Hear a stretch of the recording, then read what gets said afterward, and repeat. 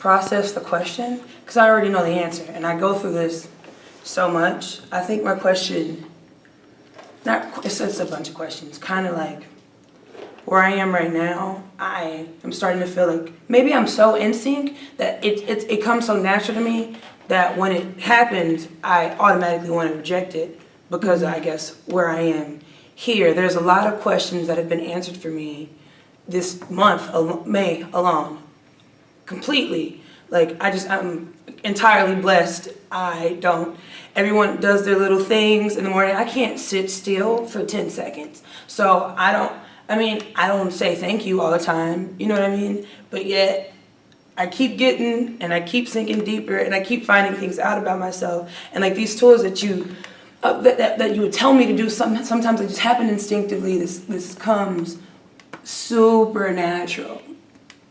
This comes way natural to me, and I'm just trying to figure out more so how not to be scared of it and like take the reins and use my gifts. And but I've done it. See, I just don't know like how to do it all the time.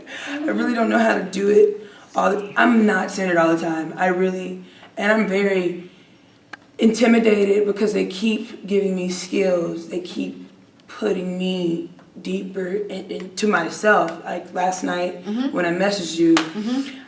And what was going on with that? I was on a plane back from Dallas, and I was straight up. I was like, I want to see. I literally put that intention. I asked God. I was like, you know what? I want to see, and I don't want to just see. I want to see everything. So you want to be more clairvoyant. Oh, yeah. Seeing the unseen.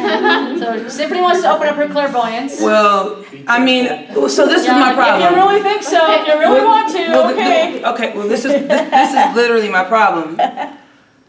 My answer, my questions, or my demands, really.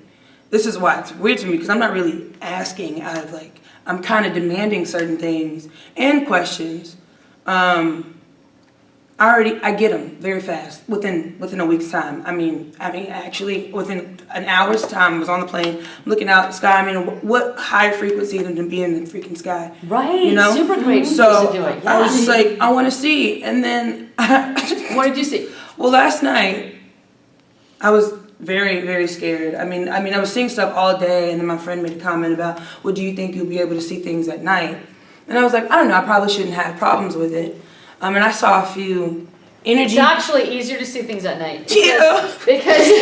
Because your third eye can see more clearly when your physical eyes aren't getting in the way. Well, yeah. So it's actually, I'm much more clairvoyant in complete darkness than I am in the daytime. Yeah. It works way easier. And this is a problem that many people have in society, and they have no idea that it's just their clairvoyance at work. And they don't understand what's turning on when the lights go off. It scares little kids all the time because the parents don't know what to explain to them. So, yeah. So, even what you just said there, like, it was not I got in Wednesday and today's Saturday, so this whole week I've been seeing things.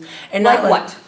Just energy, more so like pools of energy throughout the sky, and like into like seeing past clouds, but into whatever I'm seeing certain things move, seeing like huge giants at times, or am I seeing it's not like, oh, I'm seeing like a body or a form. It's more like static, and like a lot of rampant static in a certain area at a time. Sometimes it's like super freaking fast because my visual is like a whole skyline, you know? Or it'll be close up and I could see the energy around a bird. I could see birds play in this pool of energy. I could see them take this energy with them. I could see the energy just stand there. And then I see spirits and lesser spirits. I feel like I know that that's what these are.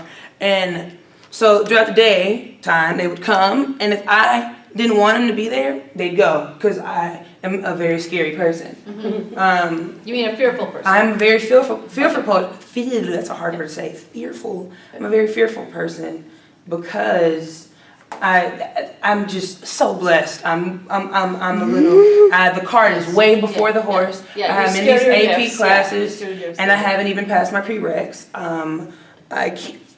I'm just dealing with it. So anyway, we go out there, smoking, chilling, having a good time.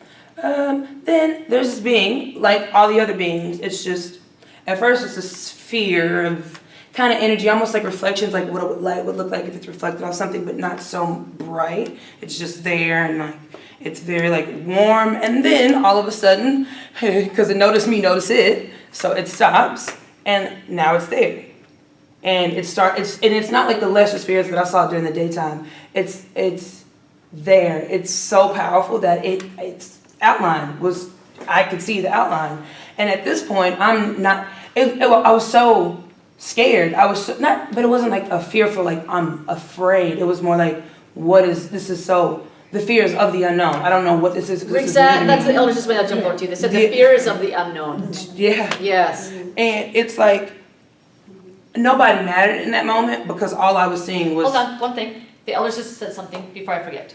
They said that what you're seeing is you're just turning on your vision of what is always around us. These things are always around. We interact with physical and non-physical together all the time. So you're just turning on your ability to see it. So it's always around, always happening, always there. So that might help you not fear as much, because it's like, okay, wait a minute, I'm just kind of seeing what's around in the universe. I'm just seeing more of what I'm always around. But just like the elders, they can be kind of smart asses. I mean, not like that. That's not like a She's cool always way paranoid. She's always paranoid that the elders are playing some sort of little practical joke Like, kind of thing. Because well, they do have a sense of humor. Because it's a very effed up sense of humor. Because yeah, so she never wants to like not get the joke. I mean, You get it? yeah, We have to it's get literally the my joke. fear. My Yeah. whole problem in Yeah. my life is not knowing. Yeah. See? Okay, so that's kind of big. Now, you're going into clairvoyance and you're worried about not knowing stuff and what's unknown. So that's not a really good combination. Yeah, really, Just right? so you know, it's not a good combination. Well, but it's like I always, but it's, what happens is I know initially, like you said at the top of the workshop, your first instinct is usually the right instinct, and I usually, I wasn't scared during the daytime, and I wasn't scared at the nighttime until what I saw. Yes, let me finish that story because I'm everywhere. Okay. Yeah, the others are saying, get to your question. So he's here. It's here, in its form. It's definitely big. It's like, I want to say 7'8", 7 foot, like really huge. It's not like, it's not even, he's huge. Yeah. So he moves, like I'm seeing him creep closer. All the other spirits, all the other orbs, that's why it immediately taught me that there was lesser spirits and there's levels to this, because everyone else, kind of shifted away, and like they would take kind of form, but I would lose interest and they would lose interest. It wasn't like this being, this angel or this thing was really connected with me. You connected with a sentient experience. Okay, so he comes and he's creeping in closer at this point, and I'm like, dang, like, this is so messed up because no one else is seeing this, but I'm definitely seeing this thing creep towards me, and now I don't freak myself out because honestly, I didn't truly believe that I could see this stuff. I definitely believed it because I'm definitely seeing it, but I always have that sense of doubt, and now there's no possible way that I can doubt what I'm seeing because it's here. Okay. He moves to the right, like a dumbass, I follow him, and my gut tells me, don't, if you don't want to deal with it, don't follow him back the other way. Right. And what did I do? I followed him back the other way. So he was testing me to see if I could actually see him. He flowed,